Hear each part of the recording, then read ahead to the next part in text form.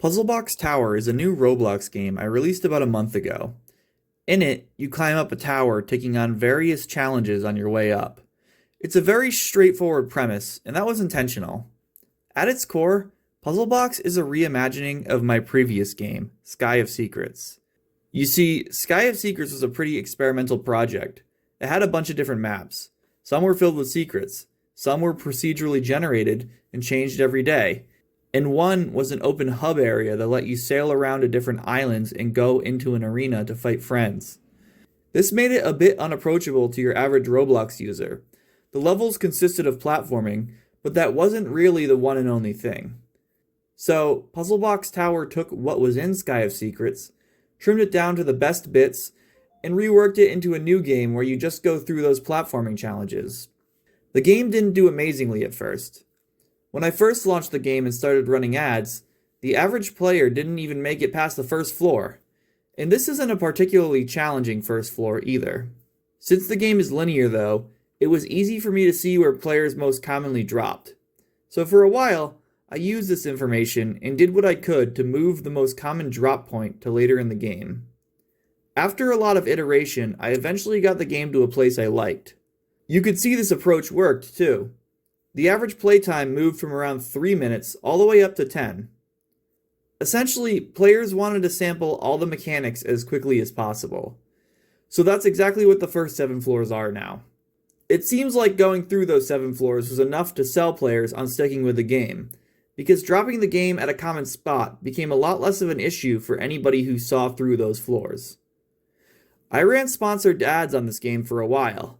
It was the same amount of Robux each week, and despite this, the number of players kept increasing, so I wasn't just treading water. Unless it managed to turn into a viral hit during this period, though, it was unlikely to be a success. The game had some light monetization in the form of a skip floor feature, but that wasn't making anywhere near enough Robux compared to how much I was spending running the ads. I didn't have a use for these Robux, so they were going to get spent anyway, but I was making an attempt at turning this game profitable in the long run. In the end, I burned through all the ad money, and Puzzlebox Tower's active player base naturally went down. At the time of this video, it's hovering around 10 active players. If some of those players pay Robux, then great, but it seems unlikely to me it will stay alive long enough to recoup the 200,000 I spent on ads. Now that I'm out of ad money, I can't promote any future projects through sponsored ads either. That's okay though, as I wasn't planning on doing any Roblox projects beyond this one. The Roblox algorithm is brutal. There was a point in time when publishing games on this platform wasn't very competitive, and anything well-made or interesting had a shot at blowing up. Nowadays, Roblox is a multi-billion-dollar company, and they've spent a ton of effort hyper-optimizing the algorithm to get the best retention out of players. The natural result of that is all the games best at doing that, getting all the players, and everything else being kind of a ghost town. Making a game with the intent to succeed kind of feels like designing the game to be a set of jingling keys. New players are so hard to keep interested, and will quit your game without a second thought.